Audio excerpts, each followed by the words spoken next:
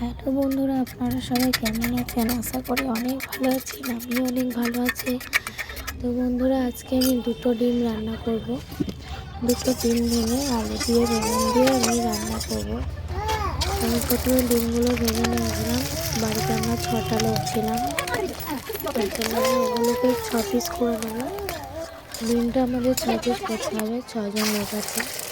তার জন্য প্রথমে ভেজে নিয়েছিলাম যেটা, সেটা 3 পিস করে নিয়েছিলাম, এটা 3 পিস করে নিয়েছি, তাহলে আমাদের হয়ে যাবে।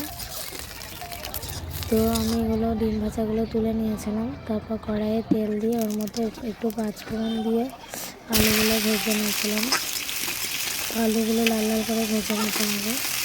তো আমি একটু করে আলুগুলো প্রথমে ভেজে নেব, কারণ পেঁয়াজটা আগে দিয়ে নিই। যদি পেঁয়াজটা আমি তেলে দিয়ে আগে ভাজতাম তাহলে পেঁয়াজগুলো পুড়ে যেত, আলুটা ভাজা হতো না। এই জন্য আলুটা আমি আগে ভেজে নেব, যার কারণে পেঁয়াজ তো আলুটা অনেকক্ষণ ধরে সেদ্ধ হচ্ছে জন্য লবণটা আলুর মধ্যে দিয়ে দিয়েছি, তবে আলুটা একটু ভেজে যাবে।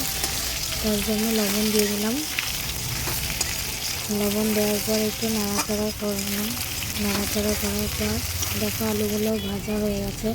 তার জন্য আমি পেঁয়াজ লঙ্কাগুলো দিয়ে দিলাম, যাতে দুটো একসাথেই ভাজা হয়ে যায়। নাড়াচাড়ার মধ্যে দুটো ভালোভাবে ভাজা হয়ে যাবে। পেঁয়াজও ভাজা হবে, আলু ভাজা হয়ে যাবে। আমি এগুলো একসাথে নাড়াচাড়া করছি। দেখো আলুটা আগেকার থেকে অনেকটা ভাজা ভাজা হয়ে গেছে। পেঁয়াজটা আমি এবার ভাবছিলাম মতন আঁচটা একটু লো করলাম, তার কারণ পুড়ে যাচ্ছিল পেঁয়াজগুলো। তো আমি এবার বেগুন দিয়ে দিলাম, আর পটল কাটা ছিল, বেগুন আর পটল আমি দিয়ে দিলাম। তো এগুলো দিয়ে নাড়াচাড়া করবো আমি। বেগুন আর পটলটা দিলাম, তার কারণ এগুলো খুব তাড়াতাড়ি সেদ্ধ হয়ে যাবে। আগে থেকে দিলে কষতে, এগুলো দেওয়ার পর কষলে আগে থেকে সেদ্ধ হয়ে যাবে, কষাভাবে সেদ্ধ করাও হয়ে যাবে। তো আমি এখানে দিয়েছি আদা বাটা, রসুন বাটা, পেঁয়াজ বাটা দিয়ে একটু জল দিলাম, দিয়ে একটু নেড়ে নেবো। রাখতে হবে, নাহলে মশলার গন্ধ বেরোবে। তার জন্য আমি নাড়াচাড়া করে নেবো। তার মধ্যে হলুদ গুঁড়ো দিব, 1 চামচ হলুদ গুঁড়ো দিয়েছি, 1 চামচ জিরে গুঁড়ো, আর দেবো 1 চামচ লঙ্কা গুঁড়ো।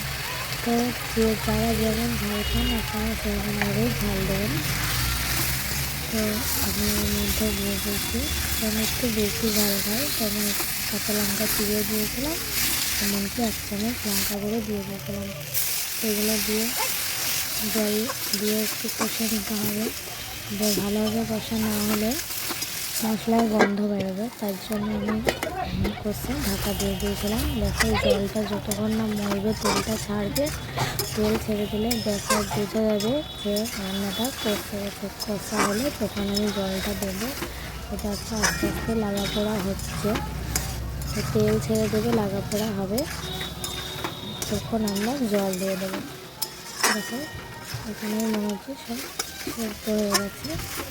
তরকারিটা দেখতে খুব সুন্দরও লাগছে, তাই না? আমার তো খুব ভালো লাগছে। তো জানি না কেমন হবে, রান্নাটা করছি। তো আলুগুলো প্রায় সেদ্ধ হয়ে গেছিলো। তো আমরা 6টা লোক, একটু জলের পরিমাণটা বেশি দিতে হবে, তার কারণ আমরা 6টা লোক আছি, খাবো 6জন, সেইভাবে জলটা আমরা দেবো। তাই আমি এখানে দিয়ে দিয়েছিলাম 3 বাটি জল।